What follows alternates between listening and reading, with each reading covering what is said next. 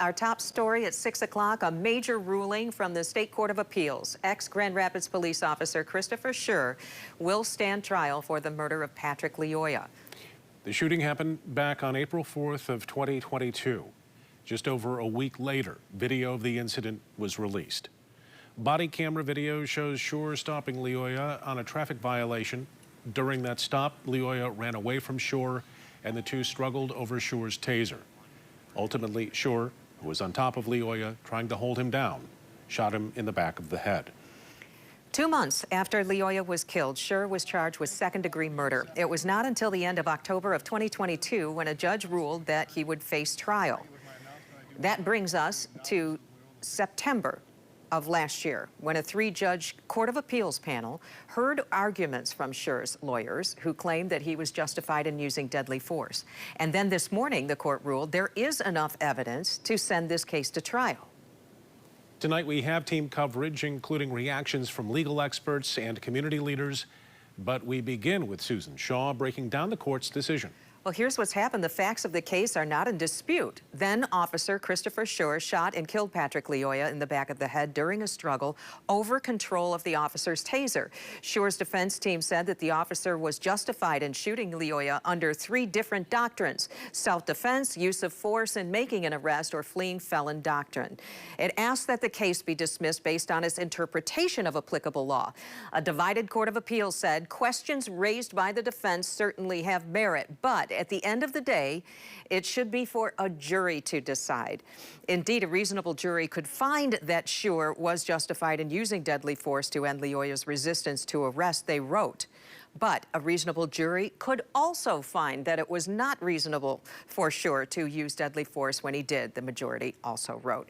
Because the evidence allowed for diverging inferences, the dispute has to be resolved by a jury at trial and not by the district court at the preliminary examination. He argues that the case should be viewed through the lens of a taser being a dangerous weapon, a point that's been up for debate in both the lower court and the Court of Appeals. Lyoya had exclusive control over the weapon, and even though it was in drive-stun mode, it was still a dangerous weapon, Brock Swartzel wrote in his dissent.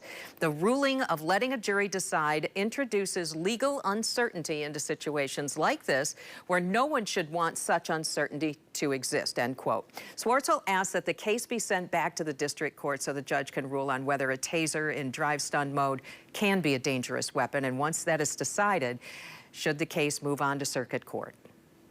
Despite the long-awaited decision by the Michigan Court of Appeals, more steps remain before this case goes to trial. News 8's Byron Tollefson live with more on what's next and reaction from those in the community. Byron. Brian, there could still be a long road ahead before this case goes to trial. Even though the Michigan Court of Appeals says there's enough evidence to send a murder case against former Grand Rapids police officer Chris Schurr to trial, another appeal may loom that would further push back the case. It's been so long, and the Lyoya family needs to have some closure. Matthew Borgula, an attorney representing Schurr, tells News 8 he's considering appealing the decision to the Michigan Supreme Court.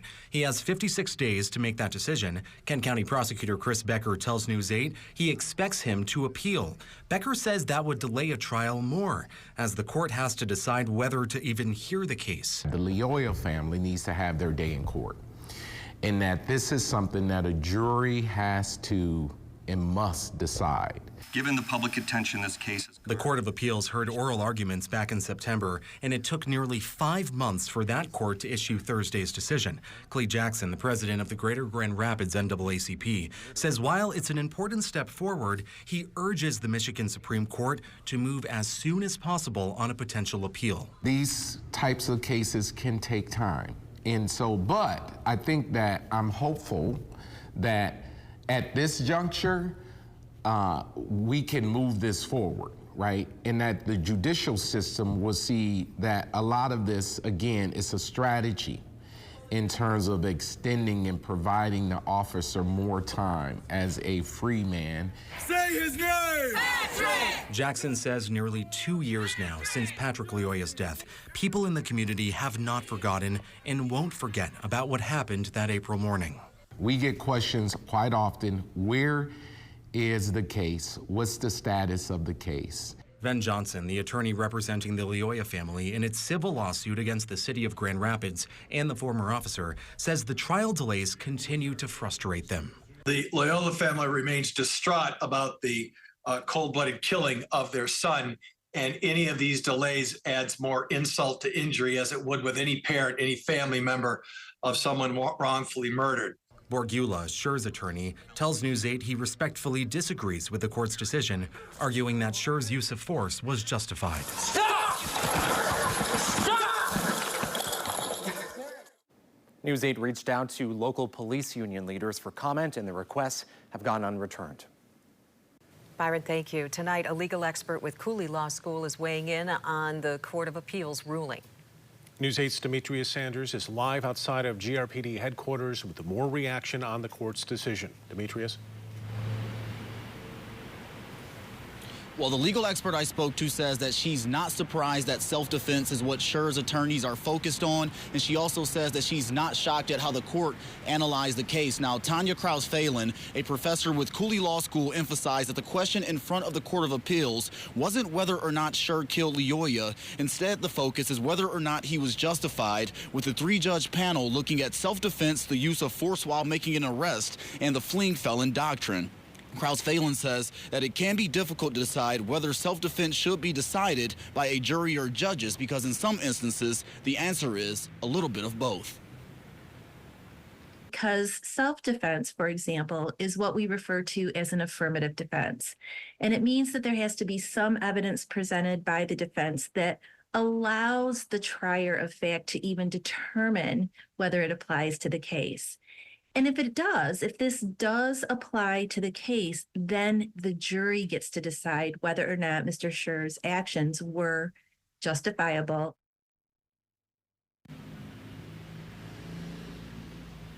Now, despite the Court of Appeals ruling, Kraus-Phelan says that she does expect that self-defense will remain at the forefront of the defense's argument when it does reach a trial. For now, live in Grand Rapids, Demetrius Sanders, News 8. Demetrius, thank you. As we learn more about Chris Schurr's case, be sure to stay with News 8. We have the very latest developments. We'll have them for you on air and online at woodtv.com.